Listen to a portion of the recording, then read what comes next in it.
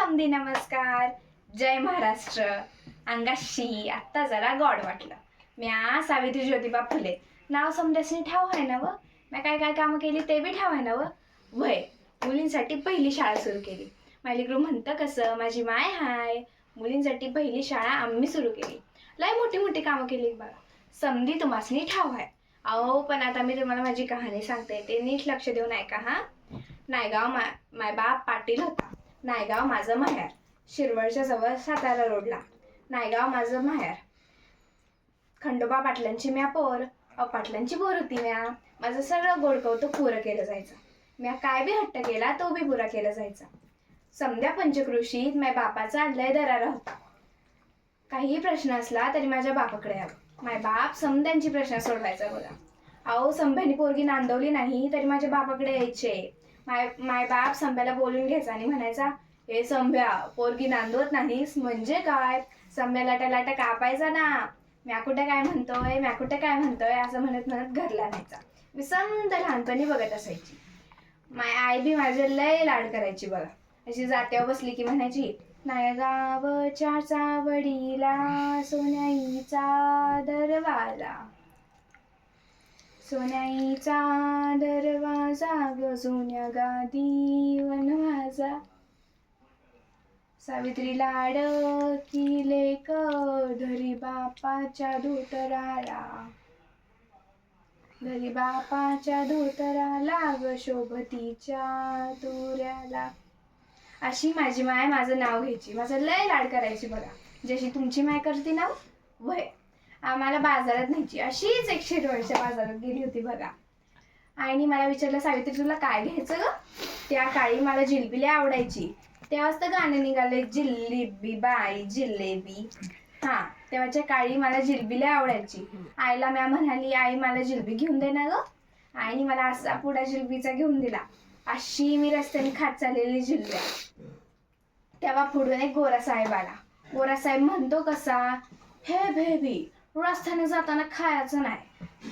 तेव्हाच्या काळी गोऱ्यांचं राज्य होतं. गोऱ्यांचं राज्य म्हणजे ठाव आहे ना व, ते इंग्लिश. हा गोरा साहेब म्हणतो कसा, तुमची पोर लय मोठी हुशार दिसती, लय गोनाड दिसती. माझी आई बी म्हणती पोर लय हुशार दिसती. माझा बाप बी म्हणतो पोर लय हुशार दिसती. आता हो गोरा साहेब बी म्हणतो पोर लय हुशार दिसती. खरंच मी लय हुशार दिसती. हळूहळू मी मोठी व्हायला लागली. बिस्मात जाता जाता दिसायला लागलं. माझ्या दिसायला लय गोरी सुरपड होती बघा. लांब नाक टपोरे डोळे, माणसाने नुसतं बघत राहावं असं माझं रूप बघा. तेवढ्यात किती मी 9 वर्षाची होती. किती वर्षाची? 9 वर्षाची. आईने माझ्या मागं टुमान लावलं. काय टुमान लावलं बरं? पोरीचं लगीन करा. माय बाप म्हणला, माझी पोर लाखात एक. जो कोणी समाजसेवा करणार असेल, जो कोणी जग परिवर्तन करणार असेल, त्याच मुलाशी माझ्या मुलीचं लगीन होणार.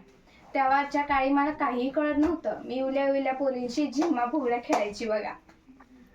तेव्हाच्या काळी उल्या पोरींची लग्न व्हायची. काही 6 महिन्याची काय, 6 वर्षाची काय, वर्षाची काय, कधी कधी तर पाळण्यालाच गाठ, कधी कधी तर पोटालाच टिक्का.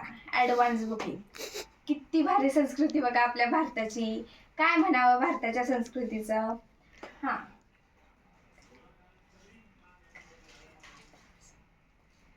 तेव्हा जानूबाई फुले ज्योतिबा फुलेंसाठी मुलगी शोधायला आलती बघा. त्या जानूबाईच्या फुलेंच्या डोक्यात काय बाय चालायचं. पोरींना शिकवलं पाहिजे, त्यांना शिक्षण दिलं पाहिजे. जानूबाई फुले म्हणाली, ज्योतिबाची आणि सावित्रीची जोडी एकदम झक्कास दिसते बघा. बाई लागली ना फुलाशी गाठ. असा मांडव बसलेला. अशी मुलं काय माणसं लोक होती माझ्या लग्नाला. आणि अशी मी त्यांच्यावरून ठुमकत चाललेली बघा. गळ्यात मंगळसूत्र, पायात जोडव्या. आणि अशी मी पहिल्यांदा माझ्या पुण्याच्या घरात गेली बघा. बघते तर काय, इकडून पडलेली पुस्तकं, तिकडून पडलेली पुस्तकं, समोरून पडलेली पुस्तकं. काय बाया माणूस पुस्तकं घालतो की काय. म्या चिडीचूप बसली. दुसऱ्या दिवशी मी पेरा टाकायला रानात गेलती. माझ्यासोबत फातिमा फुले व जानूबाई फुले होते बघा. तेवढ्यात ह्यांनी मला घरात बोलवलं. त्या काळी नवरा बायकोला मारायचा जणू मला मारणार की काय. म्या चिडीचूप बसली बघा. आणि त्यांनी एक काठी उचलली आणि मला बोलले, सावित्री ही फरशी आपली पाठी आहे, आणि त्यांनी एक काठी उचलली आणि ते म्हणले इकडून काठी फिरवली तिकडून काठी फिरवली आणि मला म्हणले सावित्री म्हणायला मी आबाय माझ्या डोसक्यात काय बी ना. परत त्यांनी इकडून काठी फिरवली तिकडून काठी फिरवली आणि म्हणले सावित्री म्हणायला हो मी आबाय माझ्या डोसक्यात काय बी ना. मला 8 दिवस लागले शिकायला. किती दिवस? 8 दिवस. नंतर हळूहळू मी सगळी बाराखडी शिकली बघा मला. आणि अशी मी शिक्षिका बनली. धन्यवाद. जय सद्गुरू. अरे इकडे घ्या आता परत सुरुवात करू मला.